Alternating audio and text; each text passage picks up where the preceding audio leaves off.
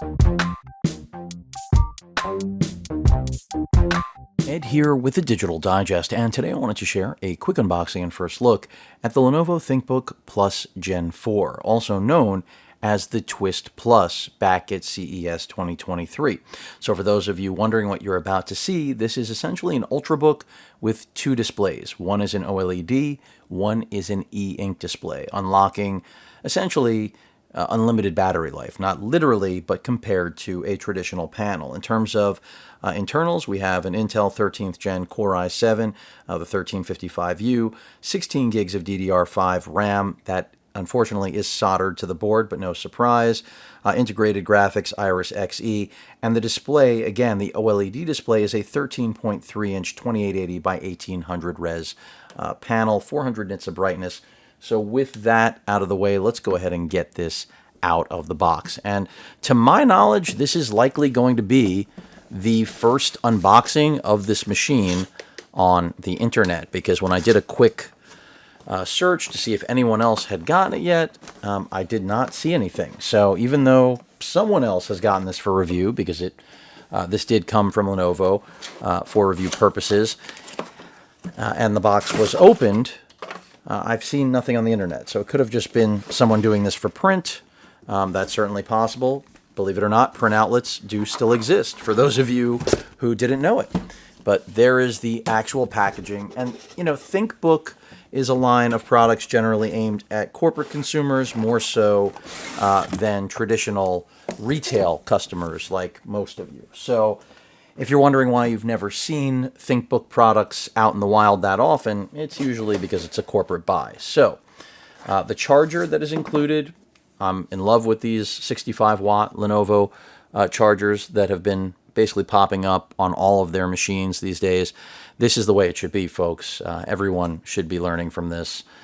This is ideal. In fact, when comparing it to pretty much all 65-watt bricks. And remember, this is not a machine that's going to break, you know, your expectations, break the mold for performance. This is all about what I've already mentioned about having two displays in one, and of course the fact that it actually twists. If you were wondering what the premise of having the two displays or how you were going to use them, it is because you can just literally flip the screen around, which is very cool. So let's get this out of the box and see what we are working with. And this is something that conceptually has been around for a long time. In fact, IBM was the first to introduce this years ago. And as many of you know, Lenovo purchased IBM, their computer business, which is why, of course, we now have this. So this is the e-ink screen, for anyone that is wondering. That is essentially the external display when the machine is closed. And let me go ahead and just show you. So if we open it like this, I should turn it around. You can see that the hinge is just this piece right here. And now, as I remove this piece of paper, we'll bring it back, this entire display turns, as you can see. So very cool. Certainly not for everyone. It kind of snaps back into its position, but really nice concept. Whether or not it's going to be right for any of you from an execution standpoint is a different question altogether. It does also incorporate a pen, for anyone that's wondering, so that's another nice feature, in my opinion. If you want to be able to take notes, I mean, that is the beauty of having two displays, is that, you know, from a note-taking standpoint, let's say you're only taking notes, you've got that ready to go. I would assume with the e-ink panel, so that you could do just about anything. I'm trying to get this pen out of here. It is really wrapped up, but there it is. I guess whoever reviewed it last did not bother popping this open. Or who knows, maybe it was just prepped by Lenovo for review. That is also possible.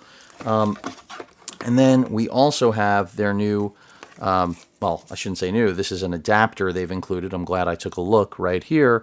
A ThinkBook adapter that gives you additional ports, HDMI Type A, and this is all over a Type C dongle, if you will. So nice that that's included, and I'll give you a tour of the I/O in a moment. So let me get the box, all the other packaging goodies out of the way, and let's talk about this machine, because for some of you, this is going to be a gimmick. For others, this is going to be a real-world game changer that's going to, in your use case scenario, give you a different way to operate, to do business. You see the point. So right here on the little insert, they let you know OLED one side, e-ink on the other side, and you do have the Windows experience on both, so that's good. The fingerprint scanner is also the power button, for anyone that was wondering. And other things we need to know, essentially, if you want to switch between the e-ink and the OLED display, there is a dedicated button. That's what they're stating right here, which they are pointing to over here. And essentially, just letting you know that, of course, the Lenovo Digital Pen 3 is in the box. They want you to connect it to a power supply first before booting up. But this should be ready to go. So let's go ahead, turn it on, and see if we have power. But before I even do that, let's just get a closer look at the rest of the machine for anyone that's wondering about fit and finish. Now, the interesting thing about this is that it's really, really thin, but yet fairly thick. It's a very dense machine, and I think that is because, of course, of the two displays that it's sporting. Trackpad feels really nice. Key travel feels good as usual with Lenovo. And yeah, it seems to fit the bill. We do have a camera up at the top with a privacy switch right there. And let's take a look at the actual sides of this machine. And there's not a lot. It really has an industrial tablet form factor, which I happen to really like. 3.5 millimeter combo jack for headphone microphone connectivity. Your Type-C port right there at my left thumb for charging. So that is a Thunderbolt port. Ventilation here on the back of the machine. Bring it around to the right side. Another Thunderbolt 4 port. Your power button, as I mentioned, does double as a fingerprint scanner for security purposes. And then that is pretty much it. And then, of course, the e-ink panel right here, which also appears to have yet another webcam, if you can see that. So this is definitely another example of, like, Lenovo just pushing the boundaries of design. Even though this has been around for a long time, the concept, execution, and bringing it to market has been a different story altogether. And I'll include a link in the description, by the way, because this actually is available, to my knowledge, for order right now, not through any retail channels, just direct with Lenovo. And the machine I saw was a Core i5 with 16 gigs of RAM, and that was spec'd, or rather priced at, I think it was $2,800. So this is definitely a machine, as I search for that power button, that you are paying a premium for because of what it is capable of. I mean, this is the year, apparently, that Lenovo brings out all of the machines that have two screens. That rhymed. I didn't mean to do it. It's just the reality of what we're looking at here from Lenovo. So a gorgeous 13.3-inch OLED screen, booting up with a matte finish. Really nice. And as I stated, we do have pen input. I do not believe there are any batteries pre-installed in this, but I'm just going to take a quick peek. Yeah, no, not pre-installed. Actually, they are pre-installed. I take that back, as something fell out of there. So we could just go ahead and give this a shot right now. And that's the beauty. This is, again, an Ultrabook that I can't tell you what battery life is going to be like, because the battery in here is, I think, 50 some odd watt hours. I think it's 53. And yes, the pen is good to go. I could have just done this first. So that is really nice, very cool. And again, just a very, I think, well-appointed, compact machine that, again, is surprisingly heavy because of the dense nature of the top half. I mean, it's very rare that you get a machine like this where the top half may actually weigh more than the bottom. So before I just start spinning this thing around, and the hinge is really firm, for anyone that's wondering, as you see me do this, it is a firm hinge, no question about it. And now the e-ink screen is instantly loading, as you can see. Very cool.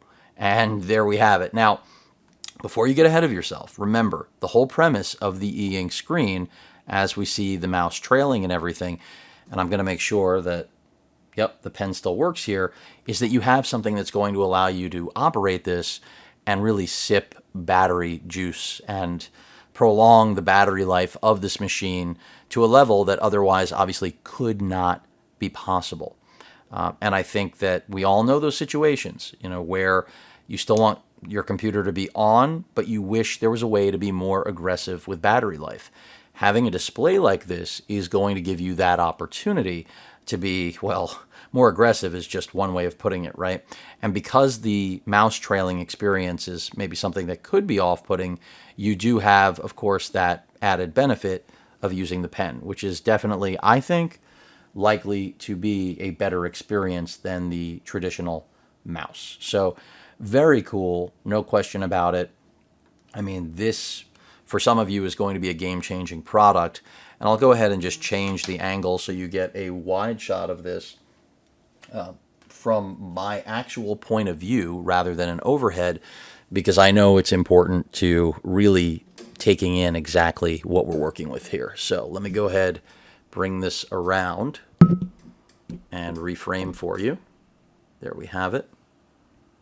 And it is definitely unique. I can't say the last time I saw one of these in the wild, and I know at CES a lot of people were excited by this. I'm not sure how many were ready for it to launch, but now you've got it, again, available for order.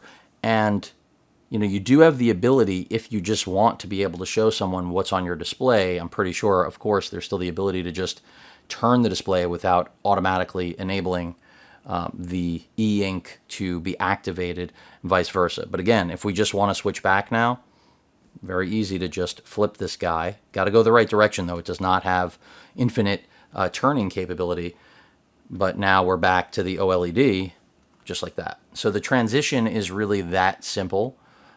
And I'm not going to say you have two machines in one, but you do have two machines in terms of battery life. And again, there are really just so many examples of where I know that if I had the ability to be that aggressive to maintain battery, but you still wanted to be able to take notes, access email, basic stuff, that's where a machine like this shines in a way that no other machine on the market can. So, of course, until I am able to give real battery life estimates on this and spend some time with it, there's no way to really tell exactly what it's going to ultimately yield. But it is very exciting nonetheless, because we're just moving in yet another hybrid direction that otherwise wasn't an option for us in the past.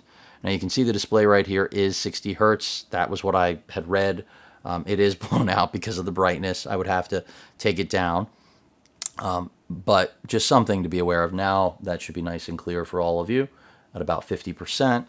And now you can see the OLED display, again, 2880 by 1800 is a 60 hertz panel. But really nothing wrong with that. To my knowledge, this camera is not a Windows Hello IR. Let me get a closer look just to see if I see any sensors, but I did not, and it does not appear to. And for anyone that was wondering, this does completely fold, not fold, but go flat. So just a really nice design, in my opinion. Again, very industrial, a slate. This seems like something from the future because, well, it appears to be something that really you would be shocked to see in existence even in 2023. Granted, the concept, as I've stated over and over, comes from another time. Lenovo has brought that into a modern form. So very cool. And don't forget, you have this little guy to attach it. So this way you do have HDMI out as well as a Type A port, because they realize for business users, this is still a must-have even in 2023, along with the pen. So pretty cool combination of technologies rolled into what is a traditional 2-in-1 form factor, or 2-in-1-ish form factor, a different take on that. And I think a lot of you are going to enjoy it, and I'm interested to see what the feedback is like from all of you. Any questions or comments, please feel free to post them, hit that like button, and as usual, please feel free to subscribe, and please stay safe. Later.